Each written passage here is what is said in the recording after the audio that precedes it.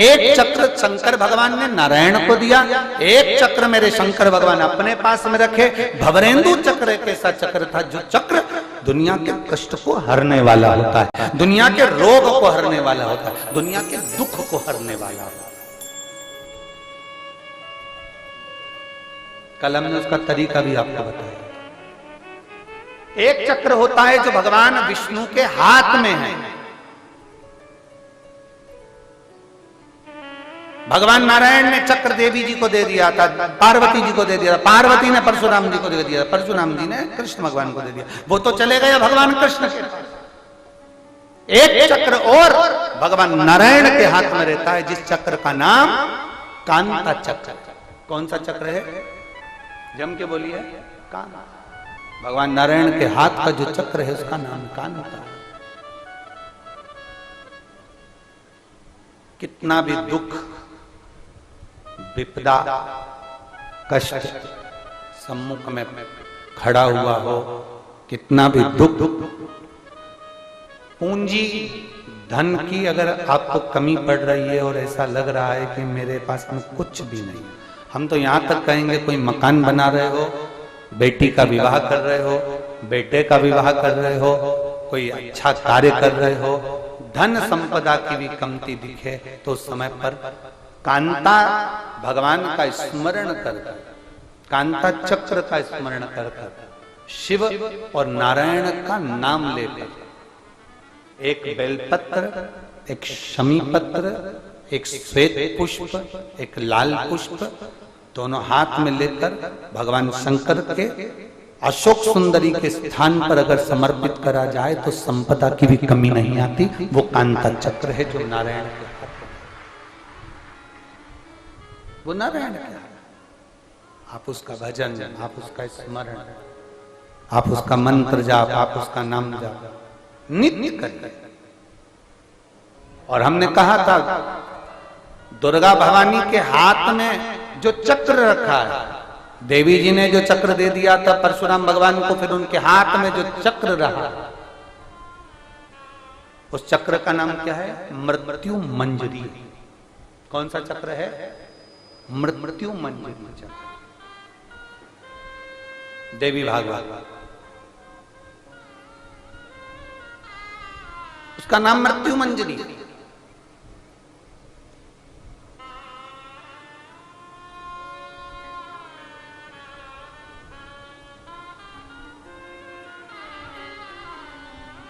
थोड़ा व्यासपीठ से बोलना उत्तम नहीं लग रहा है, पर फिर भी उसको बोला जाए, जिससे संपूर्ण भारत के जितने भी विश्व के माताएं कथाएं सुन रही होंगी उसको फायदा मिलेगा। थोड़ा हमारा बोलना उत्तम नहीं है व्यासपीठ से, पर उसका लाभ प्रत्येक नारी को मिल सकता है, प्रत्येक बेटी को मिल सकता है।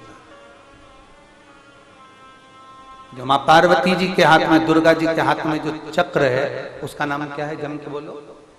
मृत्यु मंजरी। इसको अनायास ना लें, इसको अपने विचार में गलत भाव में ना लें। नारी का जो रजस्वला धर्म होता है, रजो धर्म होता है, नारी जो 7 दिन 5 दिन कार्य नहीं करती, रजो धर्म का जो उसका समय होता है, रजस्वला समय होता है, उस रजस्वला समय में कभी नारी के कोई प्रॉब्लम आ जाती है, कोई प्रॉब्लम आ जाती है, कोई परेशानी आ जाती है, कभी गर्भाशय में गांठ पड़ जाती है, कभी उसका रजो धर्म नहीं आ पाता, कभी रजो धर्म आता है तो निरंतर आता है। तो उस समय पर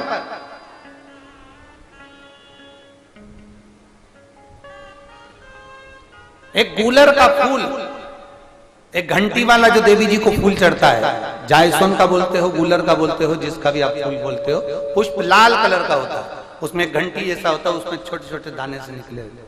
केवल एक पुष्प मां भवानी को, जिस स्थान पर भगवान शंकर का शिवलिंग रखा हुआ है, ये जलाधारी जो है माता पार्वती जी का हस्त कमल है, किसी भी स्थान पर बैठकर एक पुष्प समर्पित कर कर मृत्यु मंजरी चक्र का स्मरण कर कर अगर नारी उस पुष्प को उस पुष्प को मंदिर के द्वार के बाहर बैठकर भी खा ले या घर पर भी खा ले तो उसके रजो धर्म से जुड़ी हुई जो भी तकलीफें होती है या गर्भाशय में गांठ भी होती है तो धीरे धीरे गलना प्रारंभ हो जाता है।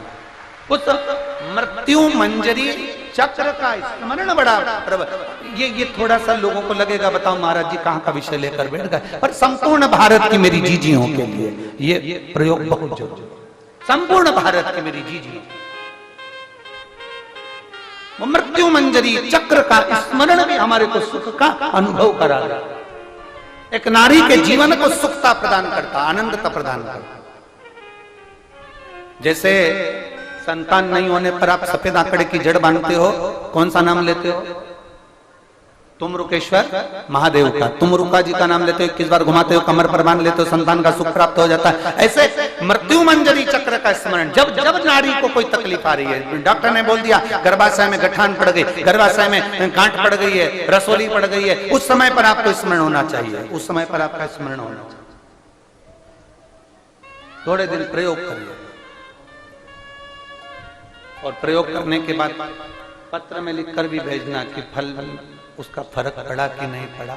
हमको भी तो मालूम पड़े कि हम जो शास्त्रों में पढ़ते हैं उसका जो रसतत्व निकालते हैं आप तक पहुंचाते हैं उसका फल क्या मिला, हमें भी तो मालूम।